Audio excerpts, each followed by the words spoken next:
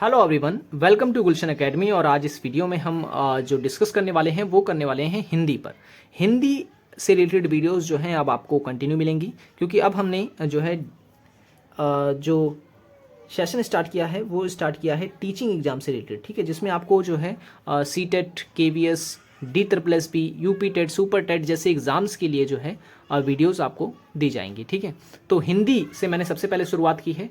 तो ये पहला वीडियो है हिंदी का, जिसमें आपको जो है मैं हिंदी भाषा से जुड़े हुए जो महत्वपूर्ण तथ्य हैं, जहाँ से सवाल पूछे जाते हैं, वो बताने वाला हूँ। तो इस वीडियो को एंड तक देखें। वीडियो पसंद आए तो लाइक करें, और चैनल को सब्सक्राइब नहीं किया तो ज़रूर कर लें, ताकि जब जब हम वीडियोस डालें आपको नोटिफिकेशन मिलता रहे और टीचिंग एग्ज़ाम से रिलेटेड वीडियोस आपको मिलते रहेंगे। तो चलिए शुरू करते हैं हिंदी भाषा से संबंधित महत्वपूर्ण तथ्य। तो अगर सबसे पहले हम बात करते हैं भारत के भाषा परिवार की, तो भारत में 4 भाषा परिवार हैं। भारूपियन यानी भारतीय और यूरोपियन भाषा का योग, द्रविड़, ऑस्ट्रिक और चीनी तिब्बत।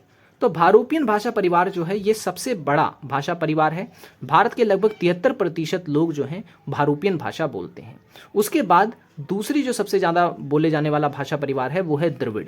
25% जो है इस भाषा को यानी ये जो भाषा है इस्तेमाल की जाती है। उसके बाद है ऑस्ट्रिक और फिर है चीनी तिब्बत। ठीक है, तो ये आपको याद रखना है। ज़्यादा हम नहीं बात करेंगे, सिर्फ मेन जो इंपॉर्टेंट है वो मैं आपको बताते चलूँगा। ठीक है, जैसे कि यहाँ से क्वेश्चन पूछा गया था भाषा का सबसे बड़ा परिवार कौन सा है, तो भारूपियन परिवार है। ठीक है, भाषा परिवार में हिंदी का विकास क्रम भी पूछ लिया जाता है कि हिंदी का विकास क्रम या इन्हें क्रम में लगाइए। ठीक है, तो आप किस तरीके से इसको लगाएंगे, तो ये भी आप को याद होना चाहिए। सबसे पहले जो हिंदी भाषा है वो हिंदी ना होकर के पहले वो संस्कृत थी। ठीक है, संस्कृत बनी पाली, पाली से बनी प्रकृत, प्रकृत से बनी अपभ्रंश, अपभ्रंश से बनी अवहट और अवहट से बनी प्राचीन हिंदी और फिर आधुनिक हिंदी। ठीक है, तो हिंदी का विकास किससे शुरू हुआ है? संस्कृत से शुरू हुआ है। संस्कृत से पाली, पाली से प्राकृत, प्राकृत से अपभ्रंश, अपभ्रंश से अवहट, अवहट से प्राचीन हिंदी और फिर आधुनिक हिंदी। ठीक है, ये क्रम आपको याद रखना है। कई एग्जाम में जो है इसको क्रम में लगाने को दे देता है कि इसे विकास क्रम में लगाइए। तो अगर आपको पता रहेगा तो आप जो है इजीली इसको लगा पाएंगे। ठीक है, अब हिंदी का इतिहास भी आपको कुछ पता होना चाहिए, जैसे कि प्राचीन हिंदी का काल कब से कब तक माना जाता है, मध्यकालीन हिंदी का काल कब से कब तक माना जाता है, और आधुनिक हिंदी का काल कब से कब तक माना जाता है। तो प्राचीन हिंदी का काल जो है वो 1100 ईस्वी से 1400 ईस्वी तक माना जाता है। ठीक है, मध्यकालीन हिंदी का काल 1400 ईस्वी से लेकर 1850 ईस्वी तक माना जाता है, और आधुनिक हिंदी का काल जो है वो 1850 से लेकर के अब तक जो चल रहा है वो आधुनिक हिंदी का काल माना जाता है। ठीक है, राजभाषा का वर्णन जो है आप देखेंगे भारतीय संविधान में भी किया गया है। ठीक है, तो भारतीय संविधान का अनुच्छेद 343 से लेकर के 351 अनुच्छेद जो है ये भाषा से संबंधित ही हैं। इसमें भाषा की चर्चा की गई है कि कौन सी भाषा हमारी राज्य भाषा होगी, भाषा का इस्तेमाल कहाँ कहाँ किया जाएगा, और भाषा से संबंधित क्या क्या जो प्रावधान है वो सारे आपको जो है इन्हीं अनुच्छेद में देखने को मिलेंगे। ठीक है, राजभाषा क्या है? राजभाषा क्या है? तो राजभाषा की अगर हम बात कर रहे हैं तो उसका शाब्दिक अर्थ होता है राजकाज की भाषा, जो भाषा देश के राजकीय कार्यों में इस्तेमाल की जाती है या प्रयोग की जाती है उसे राजकीय भाषा बोलते हैं। पहले जब इतिहास में अगर हम लोग देखें तो राजा महाराजा जो होते थे उनकी राज दरबारी भाषा होती थी। ठीक, राज दरबारी मतलब राज दरबार में जिस भाषा का इस्तेमाल किया जाता है वो भाषा उनकी राज दरबारी भाषा कहलाती थी। जैसे कि अगर मुगल की बात करें तो उनकी अरबी फारसी जो भाषा थी ये यहाँ पर जो है राज दरबारी भाषा थी, क्योंकि राज दरबार में इस्तेमाल की जाती थी। ठीक उसी प्रकार से जो भाषा राजकीय काम के लिए यूज की जाती है उसे हम कहते हैं राज्य भाषा। ठीक है, अब राज्य भाषा जो है एक संवैधानिक शब्द है। हिंदी को 14 सितंबर 1949, ठीक है, हिंदी को जो है 14 सितंबर 1949 को संवैधानिक रूप से जो है इसे राज्य भाषा घोषित किया गया था।